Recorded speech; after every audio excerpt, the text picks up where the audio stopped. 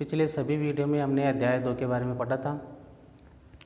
अब हम अध्याय 6 रासायनिक अभिक्रियाएं एवं उत्प्रेरक के बारे में पढ़ेंगे, क्योंकि अभी कोर्स के बारे में डिसाइडेड नहीं हुआ है कि कौन कौन से पार्ट हटाए जाएंगे, इसलिए बीच बीच में से आपको ये पढ़ाया जा रहा है। छठा पार्ट है रासायनिक अभिक्रियाएं एवं उत्प्रेरक। रासायनिक अभिक्रियाएं एवं उत्प्रेरक ये पढ़ने के लिए सबसे पहले हमें एक परिभाषा है। रासायनिक अभिक्रिया किसे कहती है, या रासायनिक अभिक्रिया की परिभाषा बताइए। तो ये परिभाषा है कि रासायनिक अभिक्रिया क्या है। फिर इसके बाद में हम विभिन्न प्रकार की जो रासायनिक अभिक्रियाएं हैं उनके बारे में पढ़ेंगे।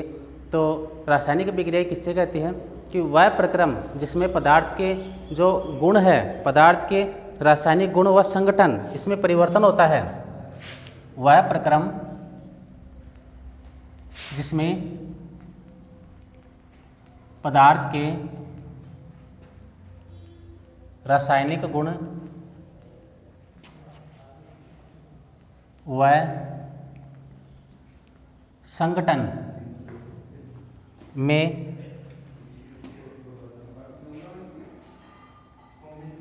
परिवर्तन हो, रासायनिक अभिक्रिया कहलाती है। रासायनिक अभिक्रिया कहलाती है वह प्रक्रम जिसमें पदार्थ के रासायनिक गुण व संगठन। रासायनिक गुण का मतलब है कि जब पदार्थ है जिनकी अभिक्रिया होती है या पदार्थ है कोई दूसरे पदार्थ में बदलता है तो उसके गुण भी बदल जाते हैं। और संगठन का मतलब है कि उसका जो पहले जो उसमें जो तत्व विद्यमान थे वो तत्व अब दूसरा नया पदार्थ बना लेते हैं, तो वो है संगठन। तो रासायनिक गुण व संगठन में परिवर्तन होता है। रासायनिक गुण व संगठन का मतलब है कि जो पदार्थ है उसके अंदर विद्यमान तत्व है जो नया पदार्थ बना लेते हैं, दूसरा पदार्थ, वो है संगठन। और रासायनिक गुण, पदार्थ के जो गुण चेंज हो जाते हैं तो उसे कहते हैं रासायनिक अभिक्रिया। अब इसके आधार पर यानी रासायनिक जो परिवर्तन हो रहा है, पदार्थों में जो परिवर्तन हो रहा है उसके आधार पर ये परिवर्तन दो प्रकार का होता है। पदार्थों में होने वाला परिवर्तन दो प्रकार का होता है। एक तो होता है रासायनिक परिवर्तन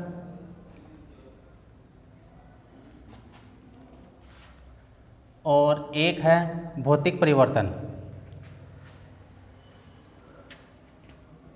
दूसरा है भौतिक परिवर्तन। दोनों में अंतर भी पूछ लिया जाता है कि भौतिक परिवर्तन व रासायनिक परिवर्तन में क्या अंतर है। तो सबसे पहले है रासायनिक परिवर्तन। रासायनिक परिवर्तन किसे कहते हैं,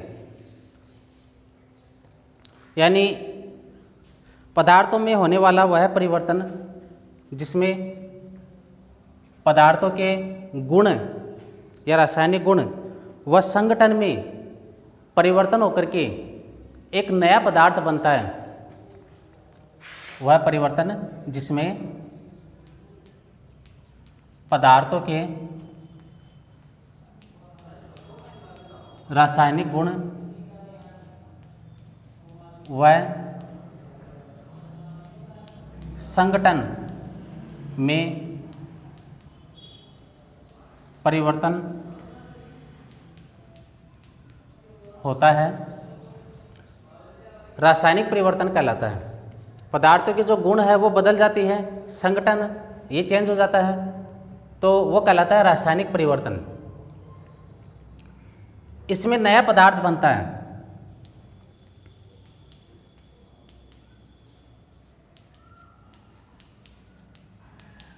अंतर करने के लिए ये ध्यान रखना है, रासायनिक परिवर्तन में नया पदार्थ बनता है जबकि भौतिक परिवर्तन में नया पदार्थ नहीं बनता है। पहले वाला पदार्थ है वो पुनः प्राप्त कर सकते हैं। रासायनिक परिवर्तन अनुत्क्रमणीय होते हैं।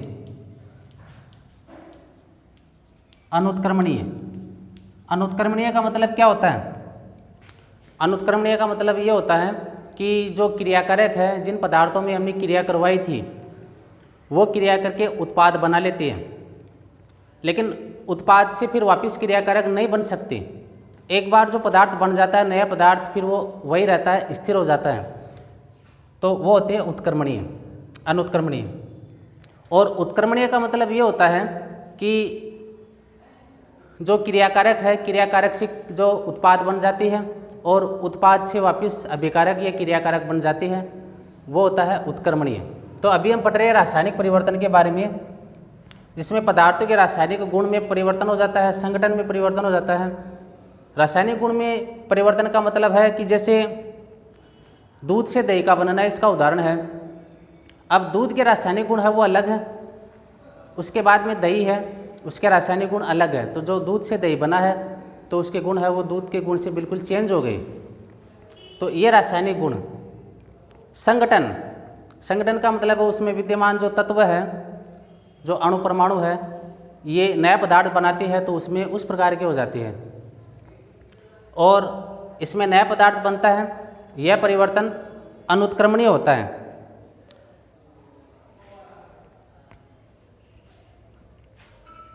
यह परिवर्तन स्थायी होता है। स्थायी का मतलब वही है कि जो नया पदार्थ बन गया है उससे फिर पहले वाला पदार्थ पुनः नहीं प्राप्त कर सकते, उसको बोलते हैं स्थायी होना।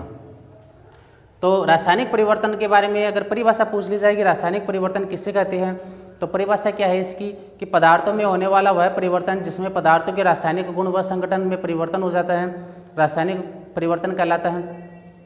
और रासायनिक परिवर्तन में नया पदार्थ बनता है। रासायनिक परिवर्तन किस प्रकार के होते हैं, अनुत्क्रमणीय होते हैं। ऐ शब्द लगा हुआ है इसमें, अनुत्क्रमणीय।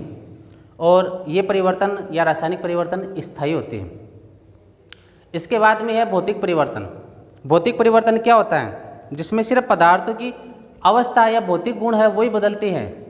पदार्थों में होने वाला वह परिवर्तन जिसमें पदार्थ के भौतिक गुण, अवस्था, ये चेंज होते हैं। पदार्थों में होने वाला वह परिवर्तन जिसमें पदार्थ के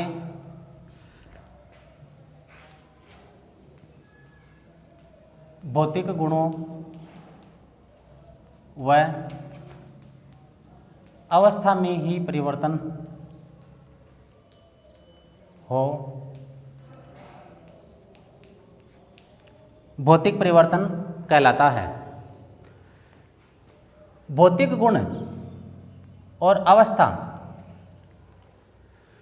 अवस्था जैसे ठोस, द्रव्य, गैस, ये पदार्थ की अवस्थाएं होती हैं, तो अवस्थाओं में परिवर्तन होता है। जैसे जल है, जिसको अत्यधिक ठंडा करते हैं तो ये बर्फ़ में बदल जाता है। बर्फ़ है, ये उच्च तापमान पर पुनः ताप अधिक होने पर बर्फ़ है ये वापस जल में बदल जाती है। तो जल से बर्फ़ बनना और बर्फ़ से वापस जल का बनना, या जो जल है उसका वाष्प में बदलना, या वाष्प का पुनः जल में बदलना। वाष्प को संघनित करने पर पुनः जल में बदलती है। तो इस प्रकार के जो परिवर्तन है वो परिवर्तन आते हैं भौतिक परिवर्तनों में। जैसे जल है, जल के अंदर हमने नमक या चीनी है ये घोल दी गई, तो ये घोल देने पर हम पहले वाला जो पदार्थ है यानी जल है वो वापस प्राप्त कर सकते हैं। उसमें डाला हुआ जो भी नमक है या चीनी है उसको अलग कर सकते हैं। गर्म करने पर जल है ये वाष्प बन जाता है और उसमें जो नमक घुला हुआ था या चीनी थी वो कटोरी में शेष रह जाता है। तो पहले वाले पदार्थ वो पुनः प्राप्त कर सकते हैं। तो इस प्रकार का परिवर्तन होता है वो कहलाता है भौतिक परिवर्तन, जिसमें पदार्थ के भौतिक गुण और अवस्था में ही परिवर्तन होता है। अवस्था का मतलब है रंग, गंध, घनत्व, ये भौतिक गुण है। अवस्था ठोस, द्रव्य, गैस, ये है रंग, गंध, घनत्व, ये भौतिक गुण है, इनमें परिवर्तन होना। गंध होना, गंध वापस हटाई जा सकती है। घनत्व, घनत्व का मतलब क्या होता है, इकाई आयतन में उपस्थित विद्यमान जो निश्चित परमाणु है उनकी संख्या को घनत्व कहा जाता है। मान लो 1 लीटर है, 1 लीटर के अंदर 5 चम्मच कोई दूसरी चीनी की डाली हुई है और एक दूसरा 1 लीटर जल है उसमें हमने 10 चम्मच चीनी की डाल दी है, तो उसका घनत्व है वो अधिक है, सांद्रता ज़्यादा हो जाएगी जिसमें हमने ज़्यादा मात्रा में डाली थी और घनत्व भी उसका अधिक होगा। तो रंग गंध घनत्व है ये भौतिक गुण है और अवस्था ठोस द्रव्य गैस है ये है। इनके अंदर जो परिवर्तन होता है वो कहलाता है भौतिक परिवर्तन। और भौतिक परिवर्तन में इसमें नया पदार्थ नहीं बनता है, नया पदार्थ नहीं बनता है। पदार्थ बनता है लेकिन उससे पहले वाला वापस प्राप्त किया जा सकता है, इसलिए यहाँ पर लिखा गया है कि नया पदार्थ नहीं बनता है, बनेगा लेकिन पहले वाला जरूर पुनः प्राप्त कर सकते हैं। यह परिवर्तन उत्क्रमणीय होता है। उत्क्रमणीय का मतलब आपको अभी बता दिया था कि जो क्रियाकारक या विकारक हैं उनसे उत्पाद बन जाते हैं और उत्पाद से वापस क्रियाकारक या विकारक प्राप्त कर सकते हैं। यह परिवर्तन अस्थायी होता है। अस्थायी क्यों होता है? क्योंकि पहले वाला पदार्थ पुनः प्राप्त कर सकते हैं, इसलिए यह परिवर्तन अस्थायी होता है। तो ये भौतिक व रासायनिक परिवर्तन में ये अंतर हो गए। प्रश्न आ जाए भौतिक व रासायनिक परिवर्तन में कोई 4 अंतर बताइए, तो ये अंतर आप बता सकते हैं। अब इसके उदाहरण है रासायनिक परिवर्तन के उदाहरण। रासायनिक परिवर्तन में हमने पढ़ा था कि पदार्थों के जो रासायनिक गुण है वह संगठन है उसमें परिवर्तन हो जाता है और एक नया पदार्थ बनता है, उस परिवर्तन को हम रासायनिक परिवर्तन कहते हैं। इसके उदाहरण है जैसे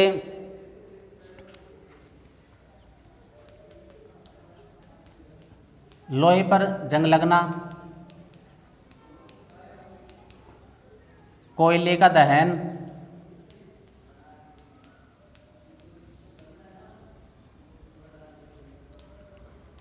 भोजन का पाचन,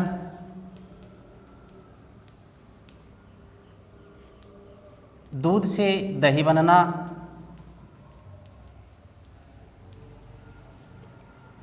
फलों का पकना,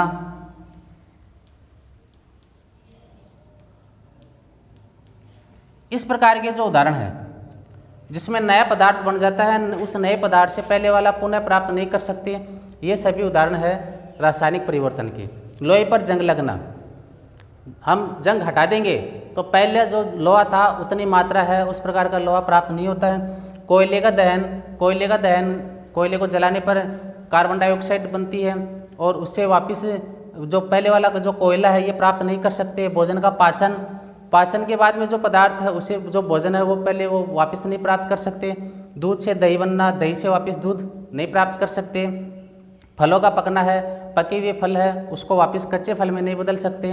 तो एक बार में जो पदार्थ बन जाता है वो स्थिर रहता है। तो इसलिए ये इस प्रकार के जो उदाहरण है ये रासायनिक परिवर्तन के हैं। इसके बाद में है भौतिक परिवर्तन। भौतिक परिवर्तन में हमने पढ़ा था कि पदार्थों में होने वाला वह परिवर्तन जिसमें पदार्थों की अवस्था में परिवर्तन होता है, इसके रासायनिक गुणों में कोई परिवर्तन नहीं होता है। इस प्रकार का परिवर्तन कहलाता है भौतिक परिवर्तन, यानी केवल पदार्थ के भौतिक गुण और अवस्था में ही परिवर्तन होता है। इसके उदाहरण है जल को गर्म करने पर वाष्प बनना,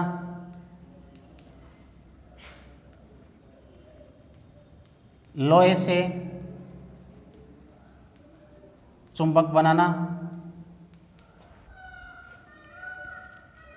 जल में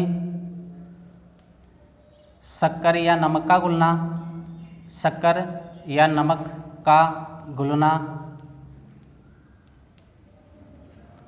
तो जल में शक्कर या नमक का घुलना, हम नमक या शक्कर को घुली हुई है उसको पुनः वापस अलग कर सकते हैं, जल को अलग कर सकते हैं। तो ये इसका उदाहरण हो गया।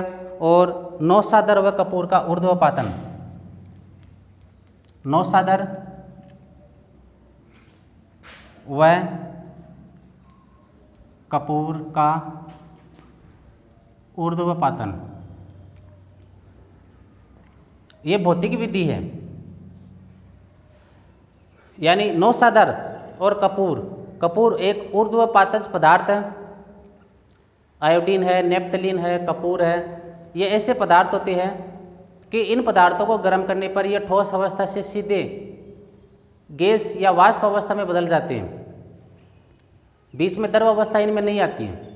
ठंडा करने पर वाष्प अवस्था से पुनः ठोस अवस्था में आ जाती है। तो नौसादर और कपूर का जो मिश्रण है, इसको गर्म करते हैं तो उसमें से कपूर है ये अलग हो जाएगा। दोनों मिले हुए थे और दोनों अलग हो गए ऊर्ध्वपातन विधि द्वारा। शक्कर या नमक जल में घुला हुआ था और इनको अलग कर सकते हैं। लोहे से चुंबक का बनना, और चुंबक है उसको वापस लोहे में बदल सकते हैं। अनेक जैसे उसको गर्म करते हैं, पीटते हैं, ऊंचाई से गिराते हैं तो चुंबक के गुण नष्ट होते जाते हैं। और जल को गर्म करने पर वाष्प बनना और वाष्प से वापस जल प्राप्त करना, तो इसमें पहले वाला पदार्थ है ये पुनः प्राप्त कर सकते हैं। तो इस प्रकार का परिवर्तन होता है, वो होता है भौतिक परिवर्तन। यानी जल है ये वाष्प में बदल जाएगा, बर्फ है ये जल में बदल जाएगी गर्म करने पर, ये गर्म करने का चिन्ह है। लेकिन जब वाष्प को ठंडा करेंगे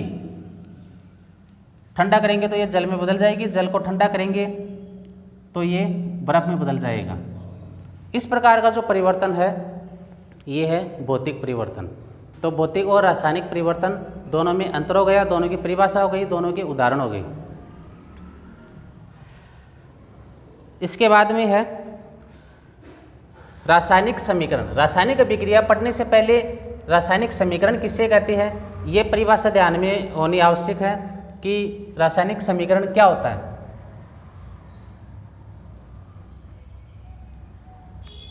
रासायनिक अभिक्रिया की परिभाषा अलग है, रासायनिक समीकरण ये अलग है। किसे कहते हैं रासायनिक समीकरण? अभी हमने पढ़ा था रासायनिक अभिक्रिया के बारे में। तो रासायनिक अभिक्रिया है, इनको सूत्र प्रतीकों की सहायता से, सूत्र अणुसूत्र या प्रतीकों की सहायता से संक्षिप्त रूप में लिखना, शॉर्ट में लिखना, संक्षिप्त रूप में लिखना रासायनिक समीकरण कहलाता है। जैसे हम थ्योरी के रूप में लिखते हैं, कार्बन का दहन करने पर कार्बन डाइऑक्साइड गैस निकलती है, और इसी को अगर हम रासायनिक समीकरण के रूप में लिखेंगे, संक्षिप्त रूप में लिखेंगे तो कैसे लिखेंगे, ये कार्बन दहन ऑक्सीजन की उपस्थिति में होता है और ये कार्बन डाइऑक्साइड गैस बनती है। तो ये हो गई रासायनिक समीकरण। यानी रासायनिक अभिक्रिया को ही हमने ये सूत्रों की सहायता से या प्रतीकों की सहायता से संक्षिप्त रूप में लिखा है, तो इसको कहा जाता है रासायनिक समीकरण। तो ये इसकी परिभाषा हो गई। रासायनिक अभिक्रिया को अणुसूत्रों व प्रतीकों से संक्षिप्त रूप में प्रदर्शित करना रासायनिक समीकरण कहलाता है। रासायनिक समीकरण कहलाता है। यह रासायनिक समीकरण की परिभाषा होगी कि रासायनिक अभिक्रिया को सूत्र व प्रतीकों की सहायता से संक्षिप्त रूप में प्रदर्शित करना रासायनिक समीकरण कहलाता है। रासायनिक समीकरण में सबसे पहले हम विभिन्न प्रकार की जो रासायनिक अभिक्रियाएं हैं इनके बारे में पढ़ेंगे।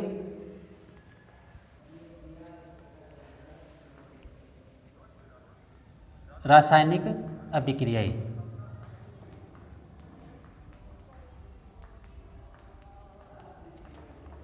रासायनिक अभिक्रिया अनेक प्रकार की है, जैसे संयोजन अभिक्रिया, वियोजन अभिक्रिया, वियोजन को अपघटन भी बोलते हैं।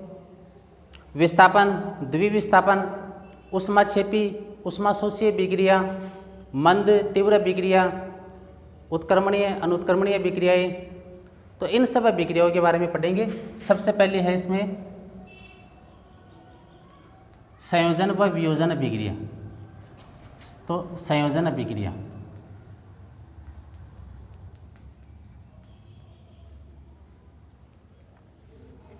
किसे कहते हैं संयोजन विक्रिया?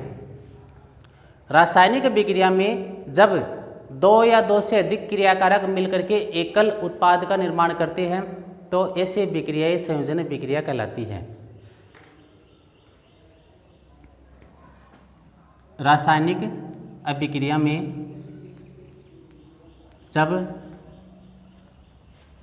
दो या दो से अधिक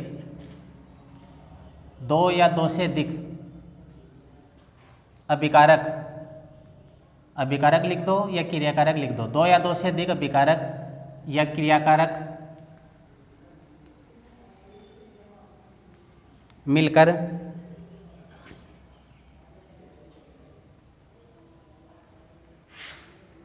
एकल उत्पाद का निर्माण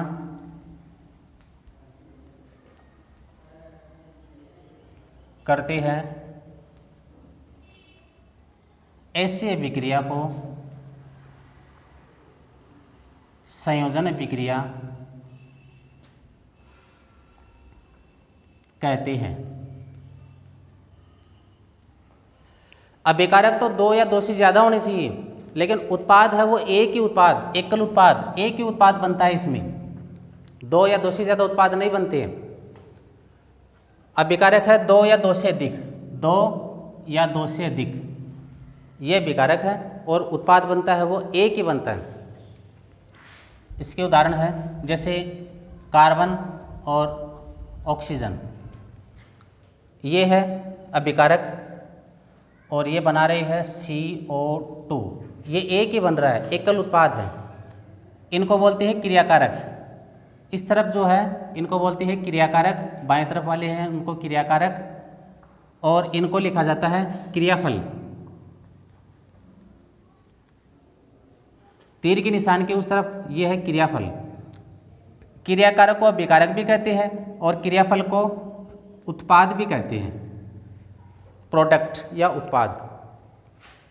इस प्रकार की जो भी विक्रियाएं है, जरूरी नहीं कि एक दो विक्रियाएं हो, इस प्रकार की जो भी विक्रिया है जिसमें तीर के निशान के पहले यानी क्रियाकारक दो या दो से ज़्यादा हो और उस तरफ एक ही बन रहा है, तो ऐसी विक्रियाएं कहलाती है संयोजन विक्रिया। और उदाहरण है जैसे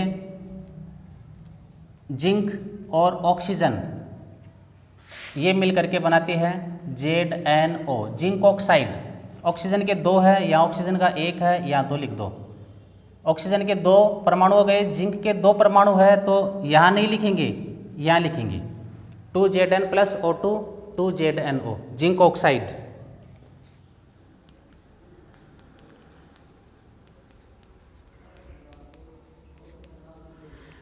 इसी प्रकार से 2Mg + O2 यहाँ बन रहा है 2MgO, ये बन रहा है मैग्नीशियम ऑक्साइड।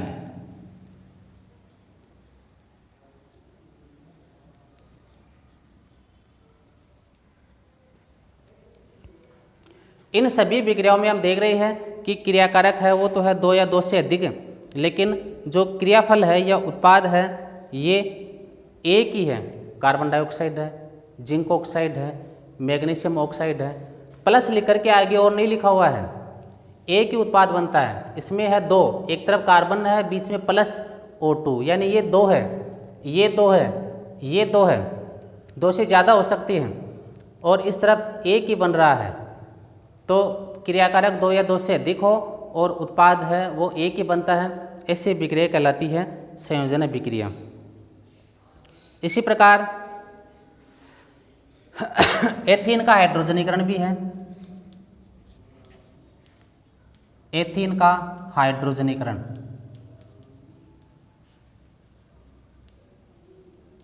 ये एथीन है CH2 द्विबंध CH2 एथीन। और हाइड्रोजनीकरण का मतलब है इस पर हाइड्रोजन का योग कराती है प्लस H2, हाइड्रोजन का योग होना हाइड्रोजनीकरण। तो ये हाइड्रोजन एक H यहाँ जुड़ जाएगा, एक H यहाँ जुड़ जाएगा और ये बनाएगा CH3, यानी एथीन से एथेन बन गया, एथीन से एथेन।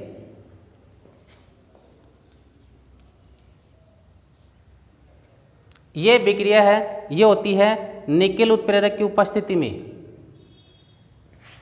ये निकेल उत्प्रेरक डाला जाता है 473 केल्विन तापमान और 1000 एटमॉस्फेयर वायुमंडलीय दाब है। इनकी उपस्थिति में एथीन का हाइड्रोजनीकरण करने पर एथेन बनता है। ये उत्प्रेरक है। उत्प्रेरक के बारे में हम बाद में पढ़ेंगे। अभी आप ये ध्यान रखना कि उत्प्रेरक क्या होते हैं कि जो अभिक्रिया के वेग को बदलते हैं।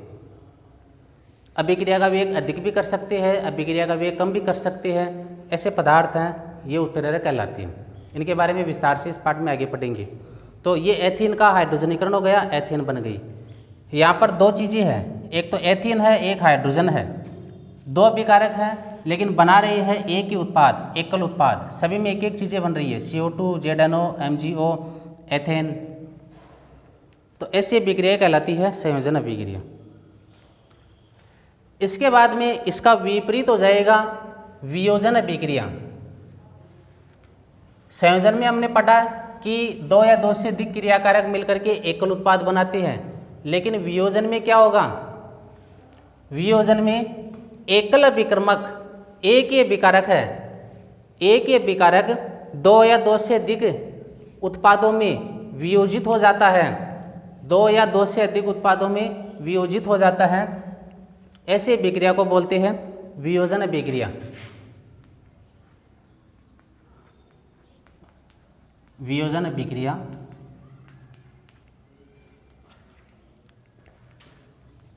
रासायनिक अभिक्रिया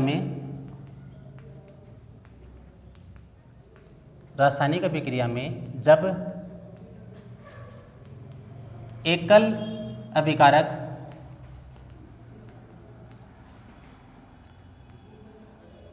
दो या दो से अधिक उत्पादों में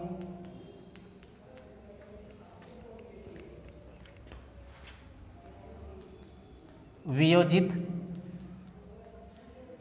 का मतलब होता है टूटना, वियोजित हो जाता है, तो ऐसे अभिक्रियाएं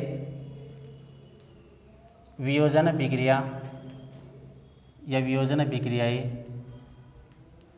कहलाती है। ये संयोजन का बिल्कुल विपरीत है। संयोजन में संयोजित हो रहे थे, जुड़ रहे थे, और इसमें टूट रहा है। एक अभिकारक है, ये दो या दो से अधिक उत्पादों में टूट रहा है, वियोजित हो रहा है। इसमें क्या होता है? इन अभिक्रियाओं में अभिकारकों के मध्य जो बंध है ये टूटता है और छोटे छोटे अणुओं का निर्माण होता है। अभिकारकों के मध्य बंध है वो टूटता है।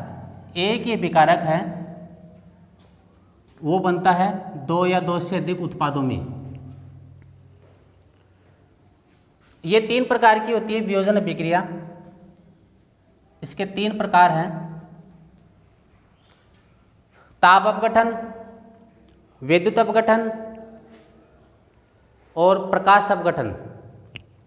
या इसको ऐसे भी लिख सकते हैं ताप वियोजन, विद्युत वियोजन या प्रकाश वियोजन। वियोजन या अपघटन का क्या अर्थ होता है? वियोजन या अपघटन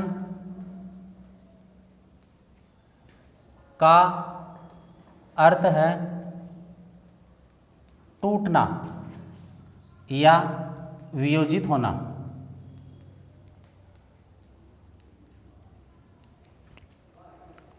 पहले इसमें है ताप वियोजन। फिर है दूसरी है विद्युत या विद्युत वियोजन।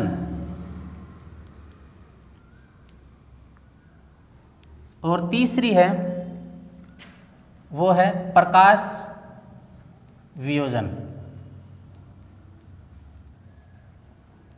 ताप वियोजन को हम उष्मीय वियोजन भी कहते हैं या उष्मीय अपघटन भी कहते हैं। उष्मीय अपघटन या उष्मीय वियोजन। परिभाषा क्या है इसकी? ताप वियोजन। अब ताप का मतलब क्या है? ऊष्मा या गर्म करना, यानी यौगिक को ऊष्मा देने पर छोटे छोटे अणुओं में टूटना ताप वियोजन कहलाता है। यौगिक को ऊष्मा देने पर छोटे छोटे अणुओं में टूटना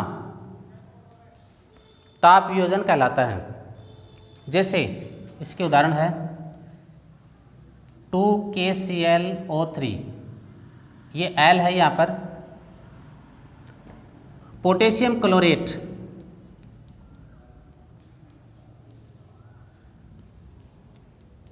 ये पोटेशियम क्लोरेट है। इसको गर्म करते हैं, ऊष्मा देते हैं, ये गर्म करने का चिन्ह है। तो ये टूट जाएगा एक तो 2KCl में प्लस 3O2, ये है पोटेशियम क्लोराइड। पोटेशियम क्लोराइड ये ऑक्सीजन है। तो इस प्रकार से इसमें देखो अभिकारक है एक, एकल अभिकारक या एक ही अभिकारक है। ये दो या दो से अधिक उत्पादों में वियोजित हो रहा है। कब हो रहा है? ऊष्मा देने पर या गर्म करने पर। तो इस प्रकार की अभिक्रिया कहलाती है ताप वियोजन या ऊष्मीय वियोजन। और उदाहरण है कैल्शियम कार्बोनेट है CaCO3, गर्म करते हैं तो ये calcium oxide plus carbon dioxide में वियोजित हो रहा है। ये है CaCO3, कैल्शियम कार्बोनेट। इनके नाम आप याद रखना, यौगिकों के नाम। कैल्शियम कार्बोनेट, कैल्शियम कार्बोनेट को गर्म करते हैं तो कैल्शियम ऑक्साइड, ये है कैल्शियम ऑक्साइड, और ये है कार्बन डाइऑक्साइड, इनमें ये वियोजित हो जाता है। इसी प्रकार से एक उदाहरण और देखते हैं ताप वियोजन में। फेरस सल्फेट का वियोजन। फेरस सल्फेट FeSO4, इसका वियोजन करते हैं तो 2FeSO4, ये फेरस सल्फेट, इसका वियोजन करते हैं, ऊष्मा देते हैं तो Fe2O3 plus SO2 plus SO3, इसमें ये वियोजित हो जाता है। यह है फेरस सल्फेट। फेरस सल्फेट ये आयरन ऑक्साइड बनाएगा। फेरस या आयरन, फेरस या आयरन एक ही बात है। आयरन ऑक्साइड बनाएगा, ये बनेगा सल्फर डाइऑक्साइड। ऑक्सीजन के दो परमाणु है तो दो को बोलते हैं डाई, सल्फर डाइऑक्साइड, और ये सल्फर ट्राइऑक्साइड, तीन परमाणु है इसलिए ट्राइऑक्साइड हो गया। तो फेरस सल्फेट का वियोजन या फेरस सल्फेट को गर्म करने पर यह आयरन ऑक्साइड, सल्फर डाइऑक्साइड और सल्फर ट्राइऑक्साइड बनाता है। तो ये उदाहरण हो गए ताप वियोजन की। ताप वियोजन का मतलब है कि ऊष्मा देने पर या गर्म करने पर इसमें ये टूटना। और बाकी है इन दोनों के बारे में हम कल पढ़ेंगे अगले वीडियो में।